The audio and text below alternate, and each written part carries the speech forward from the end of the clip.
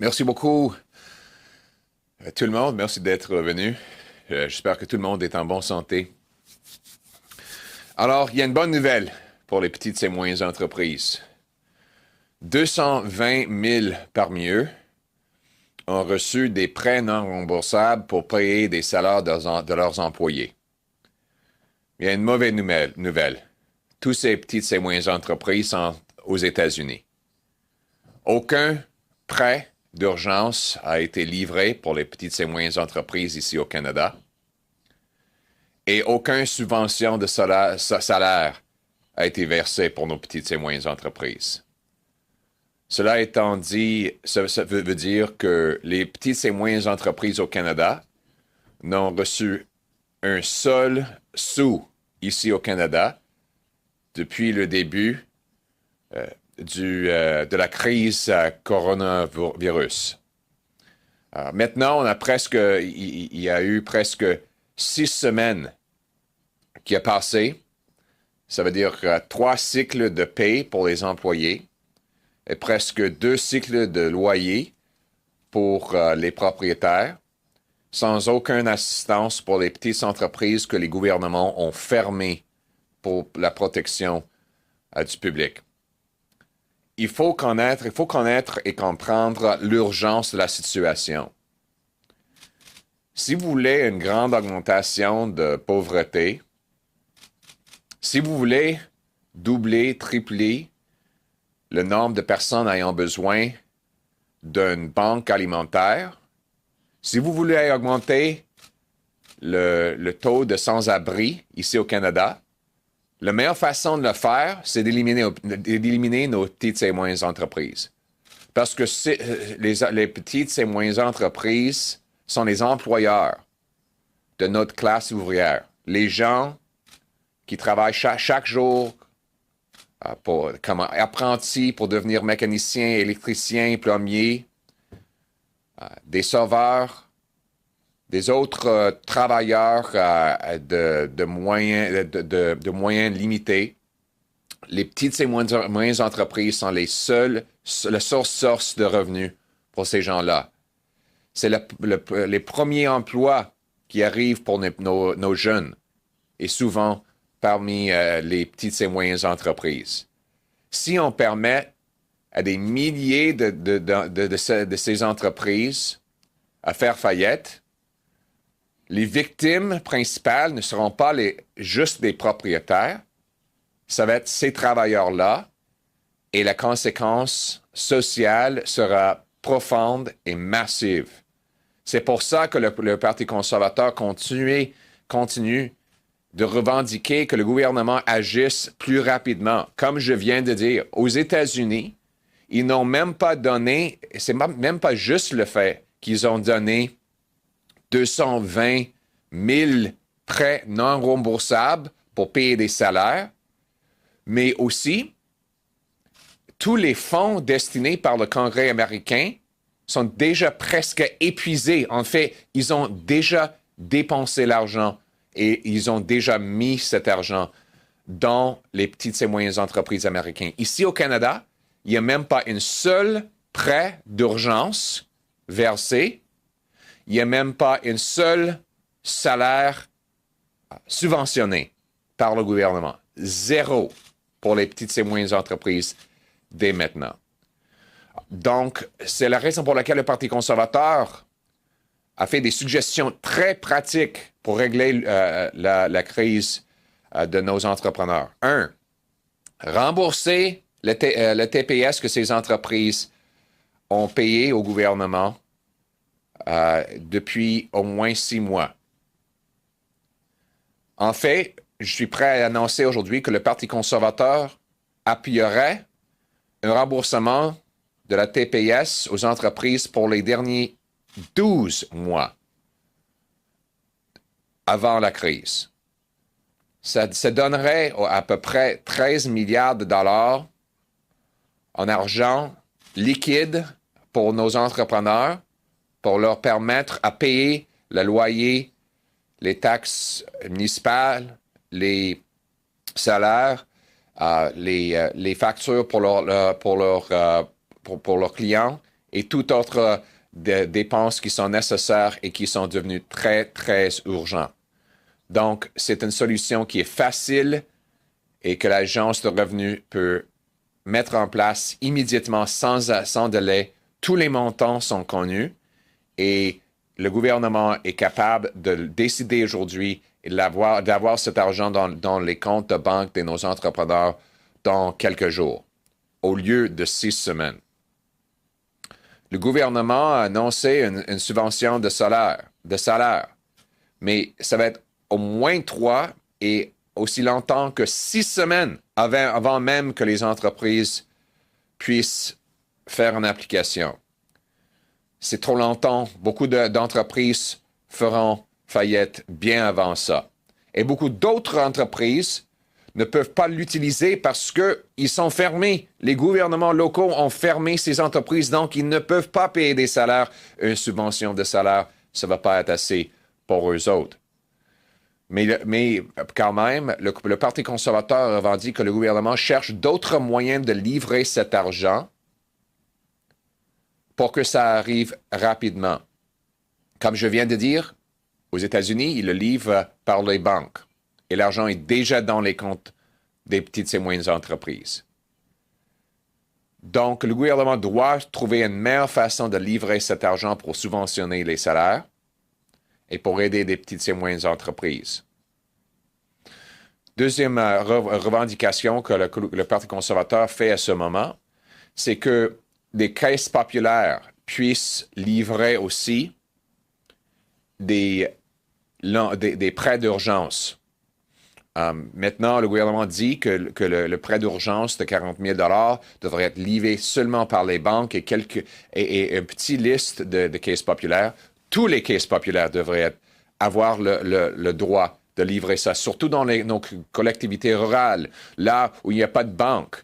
Il y a des petits coopératives de crédit qui livrent toutes sortes de produits financiers. Donc, pourquoi pas travailler avec ces crédits, ces coopératives, ces caisses populaires pour livrer cet argent. Finalement, nous revendiquons que les petites et moyennes entreprises puissent recevoir les subventions de salaire selon une perte non seulement de revenus, mais d'autres mesures. Maintenant, le gouvernement dit que seulement les entreprises ayant perdu 30% de leurs revenus soient capables de recevoir le subvention de salaire. Mais il y a beaucoup d'autres entreprises qui sont dans une crise, mais que cette crise se manifeste non pas seulement dans une réduction de salaire, de revenus, mais une réduction de profit, réduction d'abonnement, réduction d'ordre, donc de commandes. Donc, je pense que le gouvernement devrait élargir les critères que les entreprises peuvent utiliser afin de montrer leurs besoins, au lieu de la limiter à une seule mesure qui ne s'applique pas à une grande majorité d'entreprises ayant des difficultés. Pour conclure, je veux dire encore, nos petites et moyennes entreprises sont le réseau qui protège les gens les plus vulnérables, qui donne des emplois aux gens pour les protéger de la pauvreté. Si on n'agit pas afin de protéger ces entreprises fermées par les gouvernements, on aura une crise plus grande et plus sociale. Donc, il nous faut agir immédiatement. En passant, je vais dire que nous attendons que le gouvernement rappelle le Parlement en session pour corriger les erreurs qu'ils ont faites dans la loi la dernière fois qu'on était ici. On ne sait pas quand le gouvernement sera prêt à faire ça, mais nous sommes en attente. Le Parti conservateur attend le gouvernement encore. Donc, il faut que nous agissions avec urgence parce que nos entrepreneurs ne peuvent pas survivre beaucoup plus longtemps.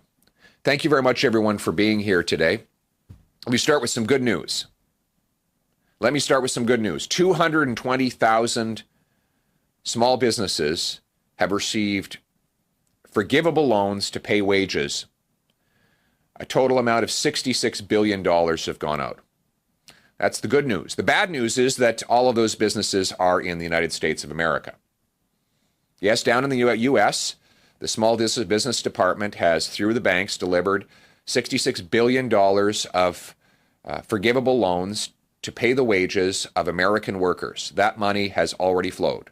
In fact, they've moved the money so quickly that the money's run out and Congress will have to be recalled to approve new money. Here in Canada, not a single emergency loan has been delivered to small businesses since the government shut down our entrepreneurs. Not a single salary has been subsidized. In other words, small businesses have literally not received one red cent in assistance to keep them alive during this period when governments have shut them down. The situation is becoming more and more urgent. If these businesses go bankrupt, you will see millions of people forced to go to food banks. Many will become homeless. There will be an enormous increase in poverty. Our working class relies on small businesses for their jobs. Our working class kids right out of high school pay their way through university with jobs at small businesses. Our young apprentices who, though they come from modest means, dream of being successful plumbers, electricians, mechanics, and others, almost invariably get their jobs, their first jobs, with small businesses. If these businesses go bankrupt during this crisis, many will never reopen, and these millions of workers will be without jobs and opportunity. This will be a social catastrophe for our country. So that's why we are calling on the government to get moving. A little less conversation, a little more action, please, as Elvis used to say. You know, right now, businesses have received literally nothing to help them get through these hard times. That's why conservatives are proposing practical solutions to help businesses survive the shutdown. One, the government should reimburse the GST that small businesses have remitted prior to the crisis. We originally said for at least 6 months. After some internal conversation, our party is prepared to make the announcement today that we're calling on the government to reimburse the GST that small businesses have remitted the government over the last 12 months. This would put $13 billion back into the bank accounts of small businesses who desperately need to pay rent, suppliers, salaries, and other urgent expenses that cannot wait any longer. Two, we're asking the government to allow, to immediately set up the emergency business accounts. Government promised, I think 3 weeks ago now, that there would be emergency business accounts to deliver funds to businesses through local bank branches. That has still not happened. There has not been a single solitary emergency business account delivered to an entrepreneur in this country to date. Three, credit unions should be allowed to deliver those accounts. In many rural communities, there are no bank branches, so local credit unions are the ones that deliver the financial services, and they should have the same opportunity to do so as the big banks. Four, the government's going to need to find a faster way to deliver this wage subsidy. Down south, the wage subsidy is already in the hands of the small businesses. Here in Canada, it will be another 6 weeks before those small businesses can even begin to apply, and weeks after until they get approved and get the money in their hands. So the government needs to find a way to speed that up, and we will help work with them on the technical methods to do that. Finally, we believe that the government should change the rules for small businesses who are applying for the wage subsidy to allow them to show their need through means other than just revenue loss. Right now, the government is saying a business has to have lost 30% of its revenue in order to qualify for the wage subsidy. We believe that there are other measures that might make more sense for some businesses, like lost earnings, lost orders, lost subscriptions, etc. Failing to expand the criteria will leave many businesses that are in desperate need out in the cold. Bottom line is, time is running out. So is the money. And if the government does not act, it will see bankruptcies on a mass scale and massive social consequences for the working class people who work at small businesses every single day. Let's get moving. Thank you, and I now await your questions. On va maintenant commencer la période de questions. Opérateur au téléphone, do we have any question on the line? Thank you. Please press star 1 at this time if you have a question. De nouveau, n'hésitez pas à appuyer sur étoile 1 pour toute question. Our first question is from Michel Lamarche de TVA Nouvelles. Please go ahead. La parole est à vous. Bonjour, Monsieur Poilievre. J'aimerais vous entendre sur le retour de la Chambre pour adopter le plan d'urgence du gouvernement fédéral pour les PME, justement. Est-ce que c'est raisonnable ou justifiable de retarder l'adoption pour revenir siéger en Chambre du lundi au jeudi? Est-ce que vous trouvez que c'est un bon point de négociation? De retourner jeudi demain, vous dites? Non, ce que je veux dire, c'est que dans les éléments de négociation des conservateurs, vous aimeriez revenir siéger pour questionner le gouvernement et ses ministres du lundi au jeudi en Chambre. Est-ce que ça, c'est un bon point de négociation pour et ainsi retarder l'adoption du plan d'urgence? Mais la question a une erreur en termes de fait. Premièrement, il faut reconnaître qu'on a déjà adopté le plan d'urgence pour les petites et moyennes entreprises. Le gouvernement a amené un projet de loi avec des amendements à la loi sur les impôts pour donner une subvention aux petites et moyennes entreprises. Et les conservateurs l'avons adopté il y a 3 semaines. Seule raison que nous revenons, c'est pas parce que le gouvernement a épuisé les fonds autorisés, c'est parce qu'ils ont mal rédigé leur propre loi. C'est littéralement la seule raison. Un mercredi, ils ont passé un projet de loi. Le vendredi, ils ont changé la politique entièrement. Alors, c'est pour ça qu'on fait le retour. C'est pas le Parti conservateur qui empêche la subvention, c'est la écriture du gouvernement qui les oblige de retourner. Deuxièmement, nous attendons depuis 3 semaines le retour. Quand le gouvernement a constaté avoir mal rédigé ses lois, on a dit, OK, bien, on va retourner.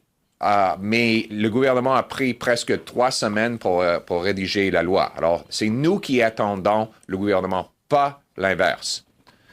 Troisièmement, nous proposons simplement que les partis de l'opposition puissent poser des questions au ministre. Le premier ministre est en train de dépenser 200 milliards de dollars. Il y a une crise qui se déroule maintenant. Je pense que les Canadiens ont le droit d'une imputabilité du part de leur gouvernement. Alors, nous proposons simplement qu'ils répondent aux questions pour garder l'imputabilité dans notre système démocratique. Mais en proposant que le gouvernement soit redevable à la Chambre des communes du lundi au jeudi, est-ce que vous sentez que vous retardez l'adoption du plan d'urgence pour les PME de 71 milliards de dollars, ou vous considérez que vous n'avez rien à voir avec ça, même si la Chambre ne revient pas ce jeudi pour adopter ces mesures? Mais il faut constater que le gouvernement a déjà dit qu'ils peuvent même pas ouvrir les applications pour leurs subventions pour une autre 6 semaines. Peu importe qu'on adopte leur projet de loi aujourd'hui ou demain ou la semaine prochaine, les applications ne seront pas ouvertes pour une autre 6 semaines. Alors, c'est impossible que le débat par rapport au Parlement empêche les subventions aux entreprises. C'est l'administration libérale qui est en train d'empêcher cette aide aux entreprises. Prochaine question au téléphone. Merci. Notre prochaine question est de Hélène Buzuti du Devoir. La parole est à vous. Please go ahead. Oui, Monsieur Poilievre, j'aimerais juste continuer là-dessus. Donc, juste pour clarifier, le gouvernement a partagé le projet de loi avec les partis d'opposition, dont le Parti conservateur. Est-il une condition que votre parti a posée que vous siégez du lundi au jeudi? Nous allons appuyer l'aide pour les petites et moyennes entreprises. Et nous attendons le gouvernement. C'est eux. On est en train d'attendre leurs actions. Je sais que la seule raison pour laquelle c'est retardé, c'est parce que on a déjà fait adopter un projet de loi donnant une aide aux petites et moyennes entreprises, mais le gouvernement l'a mal rédigé, alors ils doivent le refaire et on leur a dit il y a 3 semaines, donnez-le, on est prêt. Alors tout le pays attend Justin Trudeau et son gouvernement. On veut faire adopter aussitôt que possible les subventions pour les petites et moyennes entreprises. Mais avec respect, M. Poilievre, vous n'avez pas vraiment répondu à la question. Je vous posais la question très précise. Les conservateurs posent-ils comme condition pour voter ce projet de loi attendu qu'on siège du lundi au jeudi? Comme je viens de répondre, nous allons appuyer les subventions. En fait, c'est notre proposition. Prochaine question au téléphone. Merci. Notre prochaine question de Bill Curry de Globe and Mail. Please go ahead. La parole est à vous. Hi, Pierre. I'll try it again in English because what we're hearing is that the reason why there's no deal yet is because of Conservative requests about parliamentary accountability. So I don't know if it is this Monday to Thursday question period that my colleagues have mentioned, but clearly there's a hang-up there about accountability measures that the Conservatives are trying to get the government to agree to before moving ahead with the bill. So can you just be clear on that? Is your party proposing a daily meeting in the House of Commons, and what else is going on in terms of parliamentary negotiations? We are proposing that there be some form of question period so that we can hold the government accountable for its actions throughout this time. I think that would have helped from the very beginning. We said that the borders needed to close. The government disagreed. A week later, they came around to our view. We said that the illegal border crossers needed to be turned away. The government disagreed, and a week later, they came around to our view on that. We said that screening needed to happen at airports. The government disagreed. Then they, about a week later, came around to our view on that as well. We said that the 10% wage subsidy wasn't enough. The government then disagreed with us, and then a week later came around to our viewpoint. We said that there should be no power grab as part of the aid package for Canadians, and yet they tried to push one in the last aid bill. So, they did come around to our view on that as well. We think that the government would be better served by a Team Canada approach, where we can help them come to the right conclusions in the first place, rather than continually having to flip-flop and delay and cause harm and cost to Canadians at the same time. So yes, do we think there should be a question period of some kind? Yes, we do believe that. They're spending $200 billion in the course of a couple of months. They are in the middle of a massive public health matter for which they should be accountable. And as I've demonstrated through the series of stumbles and bumbles, that they would probably perform better if they had some accountability or some method to hear directly from people who have the answers. And is there an agreement now between parties to recall Parliament? Because yesterday the government didn't want to talk about its draft bill because it hadn't been tabled in Parliament. And just after your news conference started, there's an announcement Bill Morneau's having a news conference to talk about the emergency wage subsidy just after 1 o'clock today. So I'm not sure what that means, if there's a deal or not for Parliament to sit. We're waiting for Bill Morneau and Justin Trudeau. They keep delaying. We've been waiting for them for 3 weeks. Remember, they goofed up. They wrote their bill improperly last time. And for 3 weeks, we've been waiting for them to rewrite it so that we could get back to Parliament. So we're ready to go in this afternoon and discuss these matters, but we're not hearing back from the government. Next question on the line. Thank you. Our next question is from Andrew Lawson with True North. Please go ahead. La parole est à vous. Good morning, Mr. Poilievre. you're pushing for, in many respects, more spending, or I guess different spending than what the government is pushing for. I guess the question that arises is, this is going to have to be paid eventually. You've obviously been very critical in the past of this government running deficits, adding debt. Will the Conservatives refrain from, in the next couple of years, and can you make a commitment to refraining from criticizing this government on debt and deficit spending? No, we will make no such commitment. We will criticize them on debt and deficit spending because they added almost $100 billion of debt before the first case of coronavirus landed on our shores. We think that is appalling. There was no excuse for that. Right now, we are in the extraordinary circumstance where governments have by force shut down the economy. And the people who normally pay the bills in this country have no means of generating revenue. That is the only reason why Conservatives have supported emergency measures to keep businesses from going bankrupt and food on the table of otherwise depleted households. So we think it's completely reasonable.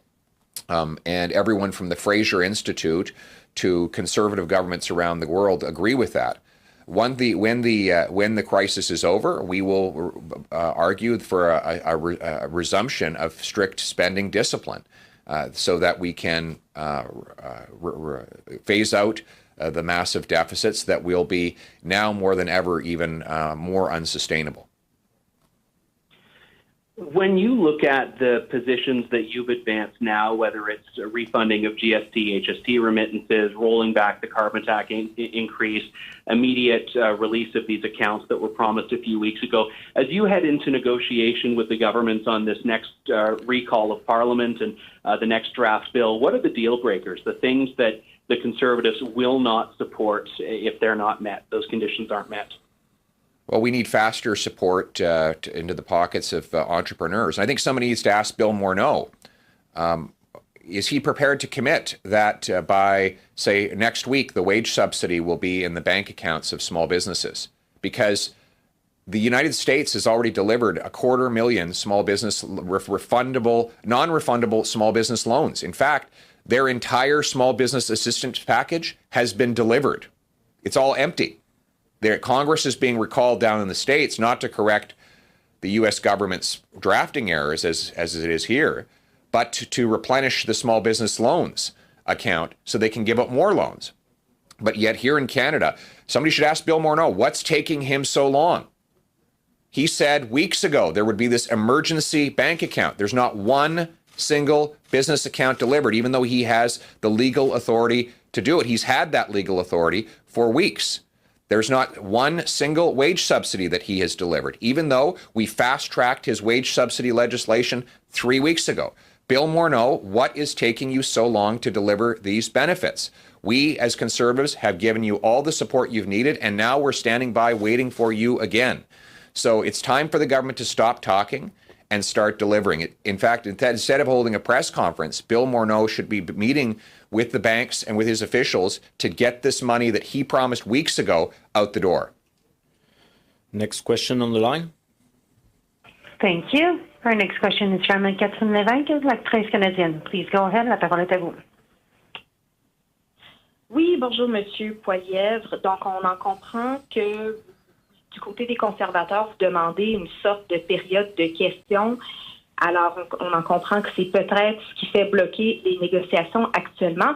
Ma question est la suivante. Est-ce que c'est vraiment le temps de faire de la partisanerie dans le contexte actuel? Non, c'est pas le temps pour la partisanerie. C'est la raison pour laquelle nous revendiquons que le gouvernement libéral mette à côté la partisanerie.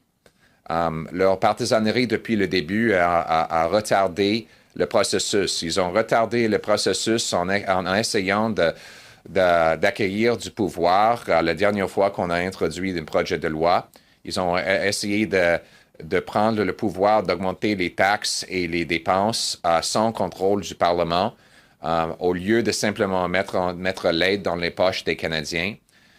Ils ont ignoré nos demandes de fermer les frontières pour des raisons de partisanerie. Ils ont critiqué le Parti conservateur et nous attaqué pour cette proposition. Maintenant, nous sommes tous d'accord qu'on avait raison. Ils ont rejeté nos propositions d'avoir subvention de salaire de 75% au début et insister sur 10%. S'ils avaient écouté nos propositions au début, on ne serait pas dans une telle position. Alors oui, non, je ne suis pas d'accord avec le partisanerie qu'on voit chez les libéraux. Je pense qu'ils devraient mettre ça à côté pour avoir vraiment une équipe canadienne. C'est ça dont on a besoin. Oui, mais respectueusement, en demandant cette période de questions et en insistant là-dessus, est-ce que ce n'est pas de la partisanerie? Et ma deuxième question, c'est que vous savez très bien comme moi qu'il faut 48 heures avant que la Chambre soit rappelée. Donc, est-ce que les conservateurs sont prêts à siéger la fin de semaine de Pâques, par exemple? Mais premièrement, la période de questions fait partie de notre système démocratique. Et il y a toujours des façons de poser des questions au gouvernement, même dans une crise. En fait, en Angleterre, pendant la Deuxième Guerre mondiale, on avait la période de questions, même pendant le bombardement de Londres. Alors, c'est possible de maintenir notre démocratie pendant une crise. Nous revendiquons que le gouvernement mette à côté ses intérêts partisans pour permettre ce niveau de responsabilité, d'imputabilité en même temps. Nous attendons le gouvernement. Nous avons donné une liste de choses que nous voulons faire pour améliorer bien le débat et la réponse à la crise. Et c'est le gouvernement qui n'a pas répondu. Alors, nous attendons encore le gouvernement, comme nous le faisions depuis 3 semaines. Prochaine question au téléphone. Merci. Thank you. Our next question is from Tom Korski with Blacklock's Reporter. Please go ahead. La parole est à vous. Thank you. Mr. Poilievre, I wanted to ask you, we hear from small business that are legitimately baffled by the incredibly nuanced conversation about amendments to the Income Tax Act and setting up a new website at the Canada Revenue Agency for payment of payroll rebates. If only we had a national system to identify all small business owners by some sort of registration number. Well, we do, GST, remitted quarterly since 1991. They could have invoked their tax holiday. They could have churned out payroll rebates in 20 minutes. There's just legitimate wonderment as to why this has taken this period when there's this whole mechanism that exists that doesn't exist in a country like the States that doesn't have a value-added tax. What are they missing? Could you comment on that? Well, it's baffling. Like I said, the United States had one sitting of Congress. They passed a small business package. The money is already in the hands of 220,000 small businesses. The money's been delivered. But yet here in Canada, even though the opposition cooperated and met with the government, passed in one day their amendments to the small business, to the Income Tax Act that they claimed would be enough to help small business. Not a single penny has moved. We have been standing by, waiting for the government to step up and pass any legislation necessary to deliver for small business, and yet they can't seem to do it. They've created an administrative nightmare, and as a result, our entrepreneurs are left twisting in the wind. They have full legal authority. The government has full legal authority to deliver emergency business accounts. Not one of them has been set up for a small business weeks after the announcement was made. What's going on? Somebody has to ask Bill Morneau today. Why is he delaying it? The Globe and Mail reported just the other day that the banks are ready. They're standing by to deliver the small business loans. But Bill Morneau and Justin Trudeau are not ready. So the small businesses are twisting in the wind, waiting for this money. We proposed that they just refund the GST that businesses have paid over the last 6 to 12 months. That could have been done on a few days' notice, and the money would already be in the pockets of our entrepreneurs. So it's a little confusing to see the government claim that they're in a big rush for Parliament to get in and out right now, when everything that they promised to deliver small businesses they could do without us even having to come back a second time. You mentioned massive social consequences And I want to ask about the deficit. Conservatively estimated, it's got to be at least $130 billion. I don't want to itemize all the far-reaching cuts that were made in 1995 when the deficit became an issue last time. You're aware of them. How does Parliament carry a $130 billion deficit? It can't last long. This has to be a very short-term rescue package, and then we need to find a way to safely get people back to work and get government spending under control. These deficits will not be able to persist very long. They need to be a one-time reaction to an extraordinary one-time crisis. The criticism we have of the government is that they went into this crisis with massive deficits already. Had they done what Jim Flaherty did in the mid-2000s and paid off debt before the crisis came, they would have had a buffer to absorb this blow. But they went into this crisis with the cupboards bare, and we will quickly see the consequences of that decision. We'll have time for another question on the line. Thank you. Our next question is from Campbell Clark with the Globe and Mail. Please go ahead. Mr. Poilievre, I'm confused about one thing about the return of Parliament. As I understand it, the schedule that exists is for the Commons to resume on April 20th, and that happens or will happen unless the parties agree for it to not happen. So isn't that your lever for getting question periods and so on, rather than holding up this wage subsidy bill? Well, first of all, we're not holding up the wage subsidy bill. We've been waiting for the bill for 3 weeks. As you know, we already passed a wage subsidy bill 3 weeks ago, and it turned out that 2 days later, the government realized they had drafted it improperly and they needed a do-over. So we're not holding up. We're in fact encouraging faster delivery of the wage subsidy bill.